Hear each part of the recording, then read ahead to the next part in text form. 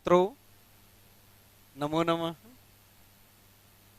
Saraswati group of colleges के तरफ से बीए प्रथम वर्ष के प्रथम सेमेस्टर में महाकवि भारवी कृति किरातार्जुनीयम प्रथम सर्ग का हम अध्ययन कर रहे हैं।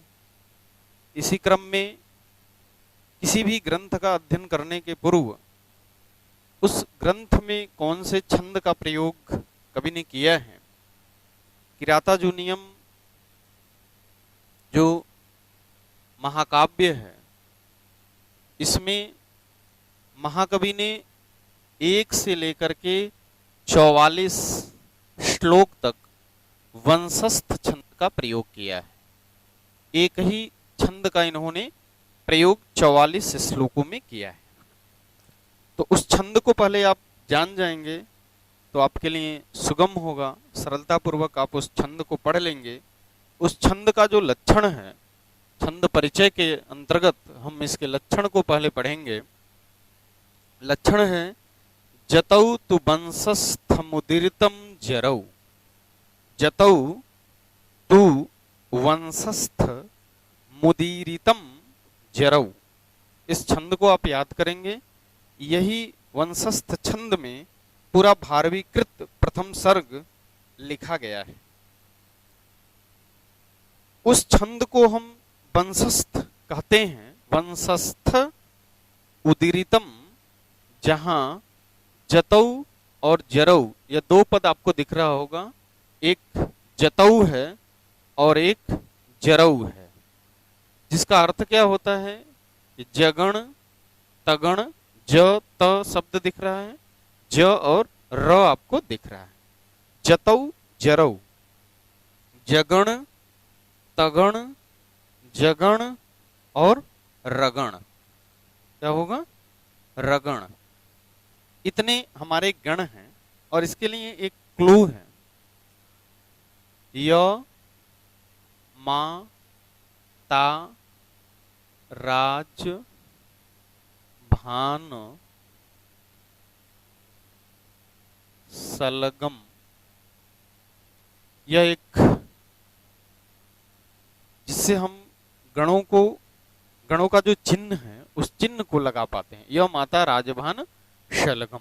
अब जैसे आप देख पा रहे होंगे कि जगण, जतौ तु वंशस्थ मुदीरितम जरौ, यह लक्षण है, यह परिभाषा है। अब हम जगण को देखेंगे तो जगण में ज पहले देखेंगे यहाँ कहाँ है। जगण आपको यहाँ दिख रहा है, जभान लिखा हुआ। क्या लिखा हुआ है? जभान लिखा हुआ है। तो जगण का मतलब हो जाएगा कि पहला लघु होगा और भा गुरु होगा। और गुरु का चिन्ह हम कैसे लगाते हैं? गुरु का चिन्ह हम साइन यस की तरह लगाते हैं। तो पहला लघु गुरु और फिर लघु, ऐसे कर लेंगे। लघु गुरु लघु, यह क्या हो जाएगा? यह आपका हो जाएगा जगण। तगण को देखते हैं कि तो कहाँ है? तो तराज मिलेगा। 3 गणों तक जाएंगे तो तराज। तराज में क्या है? ता गुरु है, रा गुरु है और ज ह्रस्व है। इसका साइन किसका? तगण में 2 गुरु और 1 ह्रस्व। फिर आपका आता है जगण, पुनः यही वाला 1 ह्रस्व, 1 गुरु और 1 ह्रस्व। और रगण में क्या होगा कि रगण में 1 गुरु 1 ह्रस्व। रगण य माता राजभा, ऐसे दिखा ना, राजभा। तो रगण में क्या होगा कि 1 गुरु होगा, 1 लघु होगा और 1 गुरु होगा। यह छंद, यह वर्णिक छंद है। और वर्णिक छंद में हम गिनती किसका करते हैं? वर्णों की गिनती करते हैं। पहले तो हम लक्षण को जानेंगे। लक्षण में है कि अर्थात जिस छंद के प्रत्येक चरण में 1 जगण, 1 तगण, 1 जगण और 1 रगण हो, उसे हम वंशस्थ छंद कहते हैं। ठीक है। जतौ तु वंशस्थ उदीरितम जरौ शब्द का अर्थ क्या होगा कि जिस छंद के प्रत्येक चरण में एक जगण, एक तगण, एक जगण और एक रगण हो, वहां पे वंशस्थ छंद होता है। ये आप जान गए। वंशस्थ छंद का लक्षण आपने देख लिया। अब हम श्लोक को पढ़ेंगे। श्लोक में जो छंद है वह वंशस्थ छंद है। तो वंशस्थ छंद का लक्षण अभी हमने पढ़ लिया है। अब उसी अनुसार हम इसको क्या करेंगे, पढ़ने का प्रयास करेंगे। आप भी हमारे साथ बोलना चाहें तो बोल सकते हैं। छंदोबद्ध यह रचना है। श्रियः कुरूणाम् अधिपस्य पालिनीं प्रजासु वृत्तिं यमयुङ्क्त वेदितुं स्वर्णलिङ्गि विदितः समाययौ युधिष्ठिरं द्वैतबने बनेचरः। श्रियः कुरूणाम् अधिपस्य पालिनी जतौ तु वंशस्थ उदीरितं जरौ। श्रियः कुरूणाम् अधिपस्य पालिनीं प्रजासु वृत्तिं यमयुङ्क्त वेदितुं सवर्णलिङ्गि विदितः क्षमाययौ युधिष्ठिरं द्वैतबने बनेचरः। यह हमारा छंद है।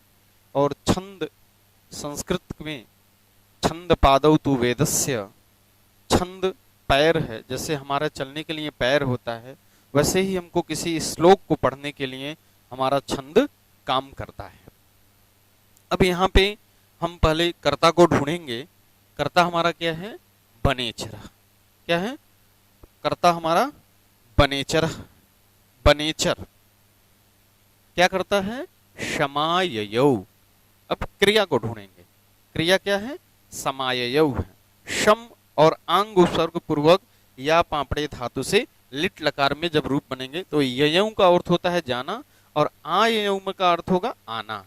यानी बनेचरः क्षमाययौ, बनेचर आया। कहाँ आया, तो द्वैत बने। कहाँ पे आया, द्वैत बन में। आपने कथा पढ़ा है, कथा वस्तु को आपने पढ़ लिया है कि जो युधिष्ठिर हैं वह अपने द्यूत किरणा में समस्त राज्य को हार करके द्वैत वन में आकर के निवास करने लगे हैं। तो उस द्वैत वन की बात यहाँ कवि बता रहा है। बनेचरः क्षमाययौ, जो बनेचर है वह आया। बनेचर वापस लौट आया। बनेचर आया, कहाँ आया, द्वैत बने। तो द्वैत वन में किसके पास आया, युधिष्ठिरम, युधिष्ठिर के पास। ऐसे कर लेंगे, बनेचरः युधिष्ठिरम द्वैत बने समाययौ। बनेचर युधिष्ठिर जहां निवास कर रहे थे द्वैत वन में, वहां पे लौट आया। अब जहां जहां प्रथमांत है वह सब बनेचर के विशेषण होंगे। सह वर्णलिंगी, सह मने वह, सह कह बनेचरः, सह कह बनेचरः। सह मने वह, जो बनेचर है वह कैसा है, वर्णलिंगी। किसका भेष धारण किया है, उसने ब्रह्मचारी का भेष धारण किया है, वर्णलिंगी बना है। ब्रह्मचारी के भेष को धारण करने वाले को संस्कृत में वर्णलिंगी कहते हैं। शह मने वह, बनेचरः मने बनेचर, जो वन में विचरण करने वाले होते हैं वे बनेचर होते हैं। एक नाम उनका किरात भी हम कह सकते हैं। अब बनेचर को उन्होंने भेजा कहाँ था, तो कुरुणाम अधिपस्य, कुरु प्रदेश का नाम है। कुरु, कुरुणाम कुरु देश के, अधिपस्य मने स्वामी की। कुरुणाम अधिपस्य, कुरु देश के जो स्वामी हैं, जो राजा हैं, उनके श्री को, उनके श्रियः को, श्री यहाँ वस्तु निर्देशात्मक मंगलाचरण है, क्योंकि प्रथम श्लोक से ही वो वस्तु निर्देश कर दे रहे हैं। तो श्रियः पद दिया हो। श्रियः मने राजलक्ष्मी, जो संपत्ति है, जो उनकी राजलक्ष्मी है। पालिनीम कैसा वह पालन कर रहा है, किस प्रकार का पालन करने वाला है, और प्रजासु प्रजाओं के विषय में उसकी वृत्तिम कैसी है। प्रजासु वृत्तिम, प्रजा जो हैं, जो हस्तिनापुर के जनता है, उस जनता के, उस प्रजाओं के विषय में वृत्तिम, व्यवहार को, बर्ताव कैसा है, वेदितुम, जानने के लिए। वेदितुम मने वेद, विद धातु है, वेदितुम, जानने के लिए। यम युंक्तः, यम जिसको, अयुंक्तः नियुक्त किया था। किसने नियुक्त किया था? यम अयुक्त, नियुक्त किसने किया था? युधिष्ठिर ने। युधिष्ठिर ने बनेचर को कुरुदेश के जो राजा हैं, अर्थात दुर्योधन के राज्य लक्ष्मी की जो पालनिम है, जो पालन करने वाले हैं, ऐसे प्रजा विषयक उनकी व्यवहार कैसा है। प्रजासु वृत्तिम यम अयुंक्तम, ऐसे राजलक्ष्मी का पालन करने वाली प्रजा नीति, प्रजा विषयक नीति को जानने के लिए युधिष्ठिर ने जिस गुप्तचर को क्या किया था? भेजा था। उस गुप्तचर को भेजा था कि तुम वहां की समस्त जानकारी को लेकर के आओ। वह किरात वनवासी भील दुर्योधन के संपूर्ण वेदांत को, विदितः यहाँ दिया हुआ है ना, विदितः, बड़े अच्छे प्रकार से, बहुत ठीक ठीक जानकारी लेकर के वह क्या हुआ है? आया है। कौन? जो बनेचर है, जिसको जानने के लिए युधिष्ठिर ने क्या किया था? भेजा है कि तुम जाओ और कुरुणाम अधिपस्य, उस कुरु प्रदेश के जो राजा हैं दुर्योधन, उनके समस्त राज्य विषयक पालन, लक्ष्मी को कैसे वह सृजित कर रहे हैं, इन सारी की जानकारी लेकर के तुम आ जाओ। और वह जब सारा जानकारी ले लिया है तो वह क्या हुआ? वह लौट आए। समाययौ, बनेचरः समाययौ, बनेचर वापस आ गया है। बनेचर कहाँ आ गया है? बनेचर वापस आ गया।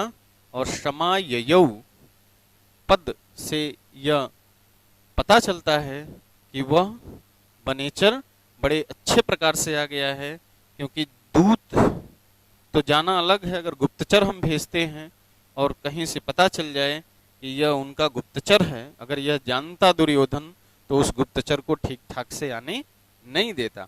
परंतु विदितः, और सब कुछ जान करके भी वह आया है। ऐसा नहीं है कि वह आधा अधूरा सूचना लेकर के आया है। वह संपूर्ण प्रजा विषयक जितनी सारी घटनाएं हैं, उन समस्त घटनाओं को वह जान करके आया है। कौन? जो बनेचर है। एक बार और इसका आप अन्वय देख लें कि कुरुणाम अधिपस्य, कुरुणाम अधिपस्य का अर्थ हम पहले कर लेंगे। कुरुणाम अधिपस्य, फिर श्रियः पालनीम, श्रियः पालनीम का अर्थ कर लेंगे। कुरुणाम अधिपस्य, कुरुदेश के जो राजा हैं, श्रियः उनकी राज्य विषयक, पालनीम कैसी उनकी वृत्ति है, कैसे वह अपने राज्य लक्ष्मी का पालन कर रहे हैं, ऐसे प्रजा विषयक, प्रजासु वृत्तिम यम अयुंक्त वेदितुम, वह जान करके, समस्त उनके विषय को जान करके, कुरुदेश के राजा दुर्योधन की राज्य लक्ष्मी का पालन करने वाले प्रजा के प्रति व्यवहार को जानने के लिए धर्मराज युधिष्ठिर ने जिसको नियुक्त किया था, वह ब्रह्मचारी के वेश धारण करने वाला दुर्योधन समस्त वृत्तांतों को जान करके, सभी वृत्तांतों को जानने वाला जो वनवासी किरात है, वह द्वैत वन में युधिष्ठिर के पास लौट आया। किसके पास लौट आया? युधिष्ठिरं क्षमाययौ, युधिष्ठिर के पास लौट आया। अब दूसरे श्लोक को भी हम यहां देख लेते हैं। सेम छंद, वही छंद का प्रयोग इसमें भी किया गया है। वंशस्थ छंद है। वंशस्थ छंद का हमने लक्षण पढ़ा है, जतौ तु वंशस्थ मुदिरितम जरौ। और महाभारत की कथा है कि द्युतिक्रीड़ा में पांडवों से पराजित होने के बाद वह द्वैत वन में आकर के निवास कर रहे हैं। तो वह जब लौट आया तो लौटने के बाद क्या करता है? कृत प्रणामस्य महीम महीभुजे जितां सपत्नेन निवेदयिष्यतः न बिभ्यथे तस्य मनो न हि प्रियं प्रवक्तुम् इच्छन्ति मिषाहितैषिणः प्रवक्तुम् इच्छन्ति मिषाहितैषिणः। अब यह जो कृत प्रामाणस्य एक कर लेंगे, सबसे पहले इसी का हम अर्थ लिखेंगे। युधिष्ठिर को प्रणाम कर चुकने पर कृत प्रणामस्य, यह हमारी परंपराएं हैं, यह हमारी परंपरा रही है कि जब भी हम किसी के वहां जाते हैं तो सबसे पहले अपने श्रेष्ठ जनों को हम प्रणाम करते हैं। प्रणाम करने की हमारी परंपरा है। कृत प्रणामस्य, धर्मराज युधिष्ठिर को प्रणाम कर लेने वाला, युधिष्ठिर को प्रणाम कर चुकने पर वह क्या करता है? सपत्नेन माने होगा शत्रु। सपत्नेन शब्द का अर्थ यहाँ जो आपको दिख रहा है सपत्नेन, सपत्नेन शब्द का अर्थ होगा शत्रु। जो शत्रु है, शत्रु कौन है? दुर्योधन है। शत्रु कौन है? दुर्योधन है। वह दुर्योधन के द्वारा जीती गई पृथ्वी महिम महिभुजे, जो जीती गई पृथ्वी है महिम महिभुजे, उनके द्वारा जो यह पृथ्वी जीत ली गई है, किसके द्वारा? दुर्योधन के द्वारा। और पहले वह किसकी थी? वह पहले थी युधिष्ठिर की, परंतु युधिष्ठिर को प्रणाम कर लेने के बाद शत्रु दुर्योधन के द्वारा जीती गई पृथ्वी के वृत्तांत को महिपाल महिभुजे, अपने राजा को वह जिताम मही, जीती हुई पृथ्वी को क्या करता है? उसकी व्याख्या करता है, उनके बारे में, उसके बारे में उन्हें वह बताना शुरुआत करता है, बताता है कि किस प्रकार से आपके वह जीती हुई पृथ्वी पर अपना धर्मराज युधिष्ठिर से कहते हुए उसका थोड़ा भी मन व्यथित नहीं हो रहा। न बिभ्यथे तस्य मनो नहीं, थोड़ा भी उसका मन व्यथित नहीं हो रहा। न बिभ्यथे तस्य मन, उसका मन, किसका मन? तस्य मन बनेचर, तस्य का शब्द का अर्थ क्या होगा? बनेचर होगा। जो बनेचर युधिष्ठिर के समस्त वृत्तांत को जान करके वापस लाया है, वापस जो आया है, वह युधिष्ठिर से कहते हुए निवेदयिष्यतः, निवेदन करता है कि उस गुप्तचर का जो मन है वह मन व्यथित दुखित विचलित नहीं हुआ, यह युक्त ही था। क्यों? क्योंकि प्रियम मृषा हितैषिणः, जो हितैषी हैं, जो आपका हित चाहने वाले हैं, वह असत्य प्रिय मधुर वचन बोलना या कहना नहीं चाहते हैं, यानी मिथ्या मधुर वचन बोलने की इच्छा नहीं करते हैं। मृषा मने होता है झूठा, और हितैषिणः मने जो आपकी हित करना चाहता है, जो आपका हित सोचता है, वह कभी प्रियम न प्रवक्तुम इच्छन्ते, वह कभी इच्छा नहीं करेगा, वह कभी झूठ बोलने का इच्छा नहीं करेगा कि नहीं। प्रवक्तुम मने होता है बोलना, न इच्छन्ति मने नहीं चाहता है, मृषा मने मिथ्या, प्रियम मने प्रिय, और हितैषिणः मने हित चाहने वाला। तो उसका मन कभी न विव्यथते, कभी दुखी नहीं हुआ। किसका? तस्य मनः, किसका? बनेचर का मन, कि जो कुछ वह उस राज्य सभा में देख करके आया था, जो कुछ उस राज्य की घटनाओं को जान करके आया था, जो वह गुप्तचर, गुप्तचर का यह एक होना भी चाहिए कि गुप्तचर जो हम अपना लगाए हैं वह हमें ऐसा ना हो कि हमें खुश करने के लिए अच्छा अच्छा बता जाए और जो खराब चीजें हैं वो छिपा ले जाए, तो वह फिर अच्छा हितैषिणः नहीं हो सकता, वह हितैषी आपका नहीं है। यदि कोई आपका केवल अच्छी अच्छी बातों को बता रहा है, आपके जो दोष है उसको नहीं बता रहा है, आपकी जो हानि है उसको नहीं बता रहा है, तो वह आपका हितैषी नहीं है। हितैषी तब होगा ना जब वह आपको क्या करेगा कि आपके कमियों को भी बताएगा, आपकी अच्छाई को भी बताएगा। तो वह जो गुप्तचर था उस राज्य के समस्त विषयक जानकारी को लेकर के दौत्य वन में वापस आया है, और फिर उसका उस बनेचर का न विव्यथते मनः, उसका जो मन है वह थोड़ा भी विचलित नहीं होता है, थोड़ा भी दुखी नहीं होता है, बल्कि जो कुछ वृत्तांत है वह सब कुछ सुनाता है। और इसके लिए उन्होंने एक लाइन लिख भी दिया, नहीं प्रियम प्रवक्तम इच्छन्ति कौन, हितैषिणः न मृषाम प्रियम प्रवक्तुम इच्छन्ति। झूठा हित चाहने वाला आपका कभी झूठा नहीं बोलेगा। हित जो चाहने वाला है वह कभी असत्य प्रिय वचन बोलना नहीं चाहता है। ऐसा नहीं चाहता है, असत्य प्रिय वचन बोलना नहीं चाहता है। वही यहाँ वनेचर भी करता है, वह असत्य वचन को नहीं बोलता है, समस्त वचनों को वह बतलाता है। आगे के श्लोक को हम पुनः फिर अगले वीडियो में देखेंगे। तब तक के लिए नमः संस्कृत।